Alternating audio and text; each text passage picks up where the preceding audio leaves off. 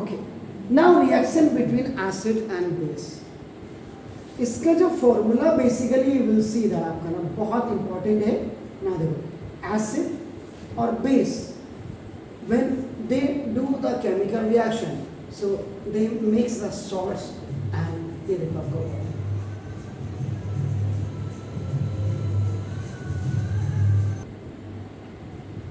Acid और base जब react करते हैं, देखो सॉल्ट्स एंड वाटर बनाते हैं, and this complete reaction is known as neutralisation reaction. SATION भी लिख सकते हैं और आपका अब इसमें आपको कई क्वेश्चंस बन सकते हैं कि what happen when the acid reacts with the bases, so it forms salt and it releases the water and please give an example of the neutralisation reactions. तो आप उसमें भी वही आपका देंगे, आपका नाम रखा था एनी हाउ। तो रिएक्शन बिटवीन एसिड आपका है दिस इज तो when an acid and a base solution is mixed neutralisation. इसमें आप Z भी लिख सकते हैं और S भी लिख सकते हैं, ऐसा कुछ नहीं है। CBSE ने तो रेड मार रखी, तो हमें भी रेड ही मारनी पड़ेगी इसकी। न्यूट्रलाइजेशन रिएक्शन दिस इज आकाश। तो तब आपका ये आपका आकार होता है। तो एक ही क्वेश्चंस पे आपका नाम देखो this is and the product do not have characteristics और ये जो है and the product do not have the characteristics of either acid और बेस। तो जब ये शॉर्ट बन करके तैयार हो गया तो इस शॉर्ट में जो आपका प्रोडक्ट ये तो ये इसका कोई भी ना तो एसिड ना तो बेस इसका कैरेक्टर रह जाता है। अभी आपका शॉर्ट बन गया आपका नाम। तो नाउ इंस्टेड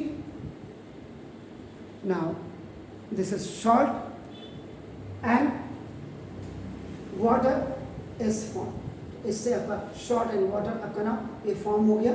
ये आपने लिख दिया यहाँ पे। तो इन जनरल न्यूट्रलाइजेशन रिएक्शंस को आप ऐसे भी लिख सकते हैं, एसिड प्लस बेस, ये जो मैंने इसके नीचे लिख दिया।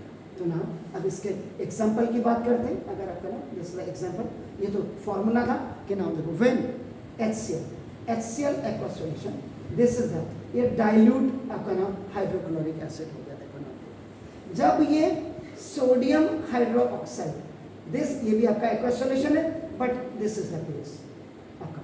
तो ये आपका डाइल्यूट एसिड हो गया, ये भी आपका डाइल्यूट ही होगा आपका नाम।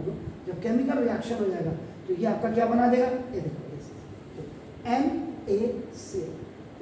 NaCl ये भी आपका क्या होगा एक्वा सॉल्यूशन ही बनाएगा। This is what, this is the salt and H2 1H1H2 H2 ये लिक्विड आपका वाटर बना दिया and this complete example is of your neutralisation reaction. अब मैं आपको एक चीज आता हूँ, कभी कभी केमिस्ट्री का जो पेपर होता है उसमें आपका नाम देखो दिस ऐसे लास्ट में 3-4 डिफाइन, उसने कहा डिफाइन न्यूट्रलाइजेशन रिएक्शन, उसने कहता है डिफाइन ना सपोनिफिकेशन रिएक्शन, उसने कहता है डिफाइन आपका नाम देखो जैसा एस्टरिफिकेशन।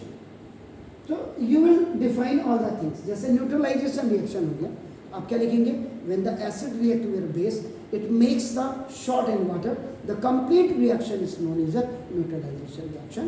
एंड आप उसके बाद इसकी the full information you will give कि मीन्स बैलेंस भी आप दिखाएंगे और प्लस इसका कि ये सॉलिड है या एक्वस है या लिक्विड है, ये सारी चीज़ें आप इसमें दिखाएंगे। एक तो ये एग्जांपल आप देते हैं। दूसरा, अगर आपका नाम HCl ये भी आपका एक्वा सॉल्यूशन, अभी आपने NH4OH this is the ammonium hydroxide, इसका आपका देखो ना दिस एक्वा सॉल्यूशन। तो देखो